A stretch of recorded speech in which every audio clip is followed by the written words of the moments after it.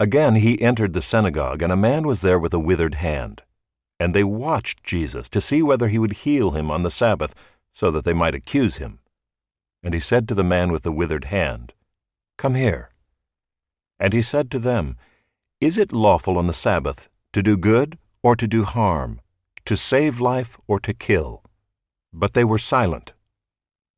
And he looked around at them with anger, grieved at their hardness of heart, and said to the man, "Stretch out your hand." He stretched it out, and his hand was restored. The Pharisees went out and immediately held counsel with the Herodians against him, how to destroy him. Jesus withdrew with his disciples to the sea, and a great crowd followed from Galilee and Judea and Jerusalem and Idumea and from beyond the Jordan and from around Tyre and Sidon. When the great crowd heard all that he was doing, they came to him. And he told his disciples to have a boat ready for him because of the crowd, lest they crush him, for he had healed many, so that all who had diseases pressed around him to touch him. And whenever the unclean spirits saw him, they fell down before him and cried out, "You are the Son of God." And he strictly ordered them not to make him known.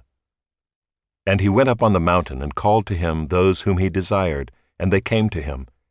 And he appointed 12, whom he also named apostles, so that they might be with him and he might send them out to preach and have authority to cast out demons. He appointed the 12, Simon, to whom he gave the name Peter, James the son of Zebedee, and John the brother of James, to whom he gave the name Boanerges, that is, sons of thunder, Andrew and Philip and Bartholomew, and Matthew and Thomas, and James the son of Alphaeus, and Thaddeus, and Simon the Zealot, and Judas Iscariot, who betrayed him. Then he went home, and the crowd gathered again, so that they could not even eat.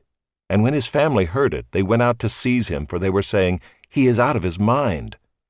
And the scribes who came down from Jerusalem were saying, "He is possessed by Beelzebul, and by the prince of demons he casts out the demons." And he called them to him and said to them in parables, "How can Satan cast out Satan? If a kingdom is divided against itself, that kingdom cannot stand. And if a house is divided against itself, that house will not be able to stand. And if Satan has risen up against himself and is divided, he cannot stand, but is coming to an end. But no one can enter a strong man's house and plunder his goods, unless he first binds the strong man. Then indeed he may plunder his house. Truly I say to you, all sins will be forgiven the children of man, and whatever blasphemies they utter. But whoever blasphemes against the Holy Spirit never has forgiveness, but is guilty of an eternal sin. For they were saying, "He has an unclean spirit." And his mother and his brothers came, and standing outside they sent to him and called him.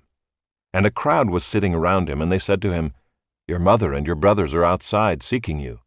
And he answered them, "Who are my mother and my brothers?" And looking about at those who sat around him, he said, "Here are my mother and my brothers. For whoever does the will of God, he is my brother and sister and mother."